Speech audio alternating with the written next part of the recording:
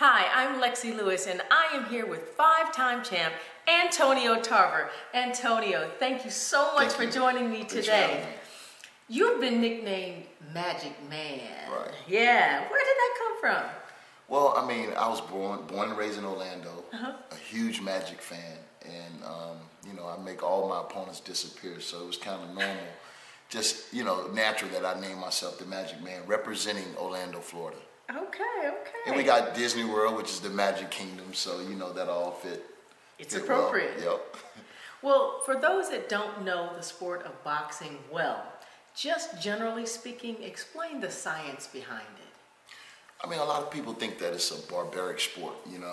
They don't see the intricate mental things that go on in boxing. It's definitely, when you look up boxing in the dictionary, it says the art of self-defense. So it's an art to what we do. And, a perfect example of guys like Floyd Mayweather. You see him hit and not be hit. And that's the concept of boxing. And then it's chess, not checkers. And what I mean, it's a strategic strategy to just outwit, number one, outthink your opponent, and then break him down physically and then render him unable to continue. That's the goal in boxing. Sometimes it only takes one punch to do that. Yeah, but why did you choose boxing? I think boxing chose me. I mean, really? When I look at the way I was brought up in a drug-infested neighborhood, my mom was a single parent. I had three beautiful sisters. I always had to fight to protect, my family. And my nickname is Man because I was the man of the house at a very, very early age. Being the only male around, I mean, I just had to be tough, and coming up in my neighborhood, Ivy Lane, Barley Street in Orlando, Florida, you had to be tough to survive. And it was just something that was innate in me. I was a fighter at an early age, even when I wasn't winning trophies and medals. I could hold my own in the street. So, it was one of those things that once I started competing and I knew that, God gave me a special gift, it was an afterthought. I knew my purpose of living. Wow. So who do you look to for inspiration then? I look above to the Lord for inspiration, to guide me and to protect me, because, when I look back at my life and all the things I've accomplished and had the blessings to do, it has to be Him, you know what I'm saying? And I look for Him, my family support, which is undying, and, now my kids. I have a beautiful daughter, Taylor, and Antonio Jr., who's now is taking up boxing, so Oh, wow. That gives me a lot of pride. And the only regret I have in life is that I didn't allow him to box early. I never wanted to be that type of father that forced the kids to live in their footsteps. So I wanted him to make that decision on his own, and he's finally come to the conclusion that he wants to be the next champion in the family. So I'm very grateful, and we're working hard. He has a long way to go, but he understands that you have to work hard in order to get anything out of this sport. So do you box with him? I've boxed with him before. One day he came in the gym late and he had a little attitude. I say, listen, you haven't accomplished anything yet. And he was kind of giving me a little grief about it. And I just stopped everything. I said, you know what? Put on the gloves. It's time for you to get baptized. So we did that, and we boxed a little bit. I think I busted his lip, but just the lesson that he had to learn. Yeah. That until you've accomplished something, you have to be humble. You have to work hard, man. You can't never, think that you've made it. Now, if you had one thing, Antonio, that you were required to do over in your life, what would that be? To do over? Wow. You get a second chance at doing it again, but you were required to do one thing over in your life. What would you choose to do over again? You know what? I can't sit here and say that I've lived with any regrets. Everything that has happened in my life, whether good or bad, has been a lesson. And in that lesson, I've learned something that has enabled me to be a better man tomorrow. So I don't live with regrets. I think everything happens for a reason, and there's a purpose for it all. And you got to get the positive out of it. I agree. Now, some people know, some people don't know that this guy right here was also in what, Rocky 6? Rocky Balboa, yeah. Rocky the last Balboa, installment, yeah, the last installment of Rocky, and he played Mason the Lion Dixon. Yeah, I need to know, how did you get that role? Tell me about that. You know what? I think Sly has followed my career and the things the outlandish things I've done in the past. I mean, you know, breaking in guys' press conferences, you know, snatching the mic and doing all done these. that? Yes, I've done that. And, you know, really just upstaging guys at their own party, basically. And, you know, I think he saw a character in that. Okay. And something that he felt that he wanted to bring to the big screen. I never knew he was going to do another Rocky, but heading to training camp for the last Roy Jones fight, I got a call from a familiar voice. I'm like, you know, how do you get my number? But that was one of those calls you didn't want to hang up on. He's Sylvester Stallone. That's how he got your number. And, you know, he asked me, did I have any interest? I said, where do I sign up? You know, because as a kid, I was one of those guys that, you know, when I started boxing, Rocky was, you know, the movie that we lived by. Right. You know, I remember attempting to do one-hand push-ups and for whatever reason, eating and drinking raw eggs in the morning, you know, trying to emulate the great Rocky Balboa. How'd you do with those raw eggs? I don't know. I mean, I think I caught salmonella a couple times, but I made it through. Tell me this, Antonio. What is the most valuable lesson you've learned in this sport while playing this or boxing? Wow, yeah, you don't play boxing. Yeah, you don't play this at all. I know I wouldn't play with this guy. You know what? The most valuable lesson is, you know, with that suspension coming last year, which was heartbreaking after my last fight, it just humbled me to understand that something you love so much, like the sport of boxing. You know, I was a commentator for Showtime. You know, all that was taken from me, and you know, overnight, you know, it can all change. So you have to really just, you know, hone the moment and live it as if it's the last, because you never know when it all be over. Now, next thing I'm going to do is throw at you, not a punch, Right. but some heavyweight names, okay? And I want you to tell me the first thing that comes to your mind when I say these names. Okay. All right? Okay. All right. First one, Joe Frazier. I would think one of the toughest men that we've had in our sport. I mean, just a bona fide champion. Had a left hook out of this world. He dropped Ali with that left hook, and from Philadelphia, he's the prototype of what every Philadelphia fighter wish they could be. Joe Louis. I think possibly, arguably, the best heavyweight champion we've ever had, with all of the consecutive title defenses he's had. And I think at a time where America needed a black hero, I think he represented us well.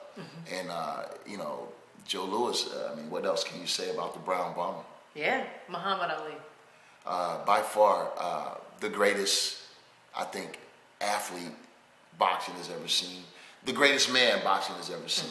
And I'll say that because he may have not been the greatest fighter, but he was the greatest man that boxing has ever seen. I think when you look at all the things that he's done outside of the ring and the way that he made himself bigger than life, you know, the living legend, Muhammad Ali, and he still lives today, it's incredible how his legacy has, you know, lived on. And, you know, as we speak, and his daughter, Layla Ali, is a real good friend of mine.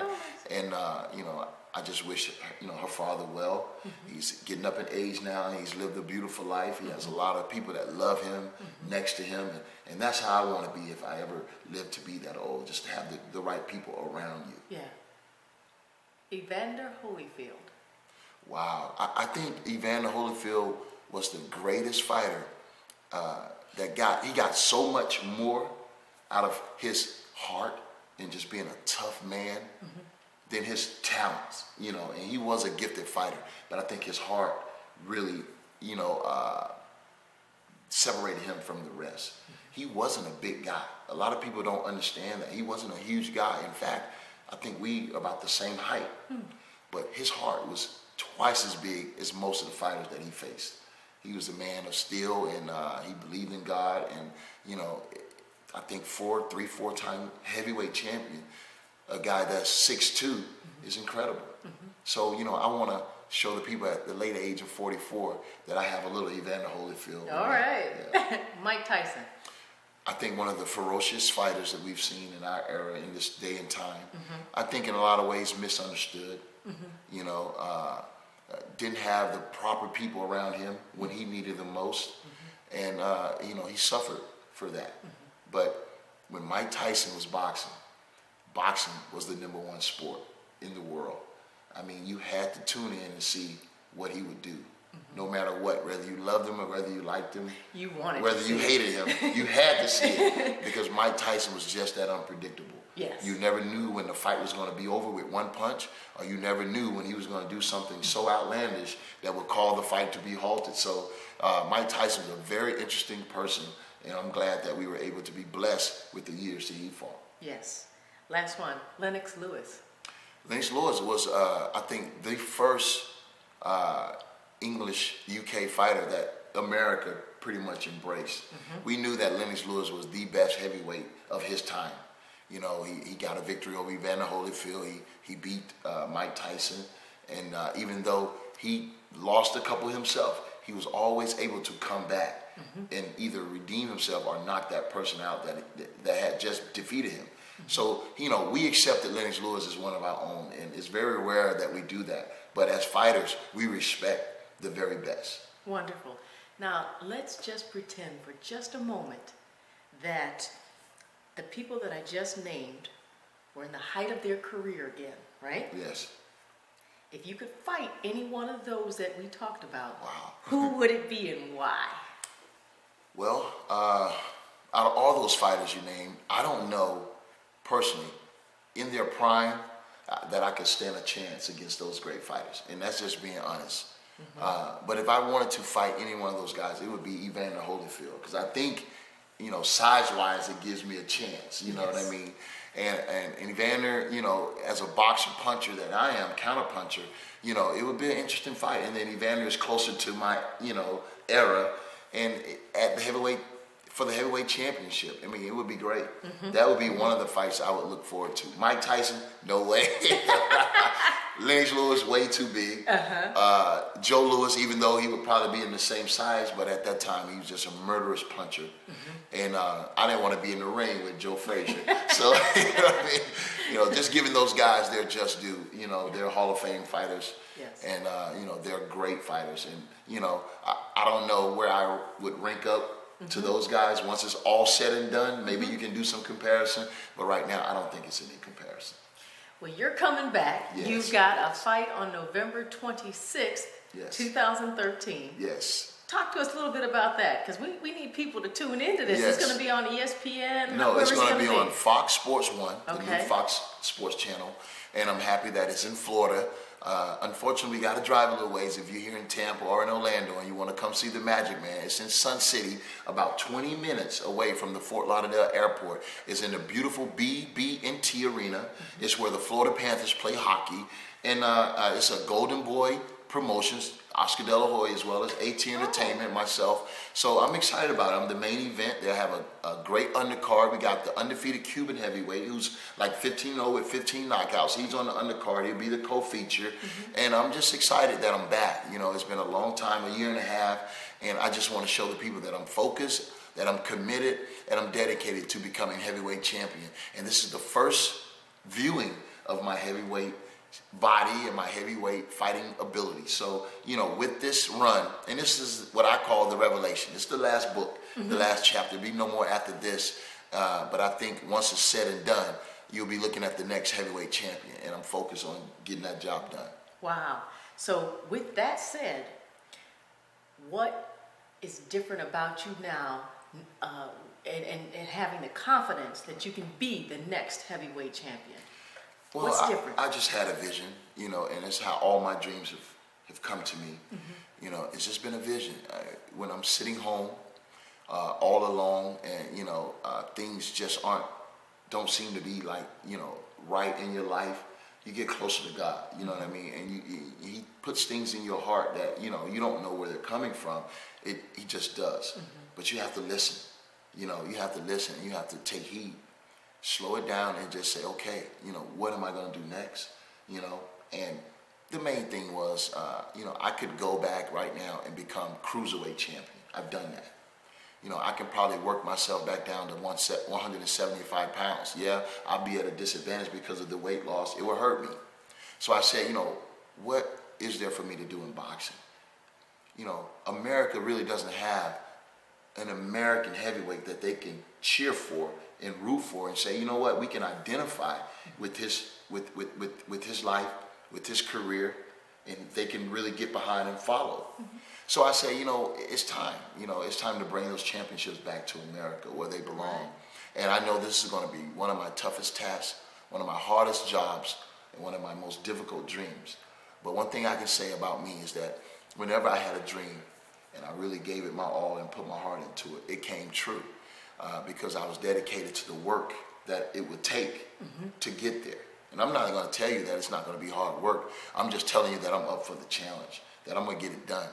And, my heart is in it now, and it's too late to turn back. So we're going to see this through. And at the end of the day, one of those Klitschko's got to go. I'm bringing the title back to America, baby. All right. You heard it right here, Antonio Tarver. I'm Lexi Lewis, and I will catch you later. Thank you so much for joining us today.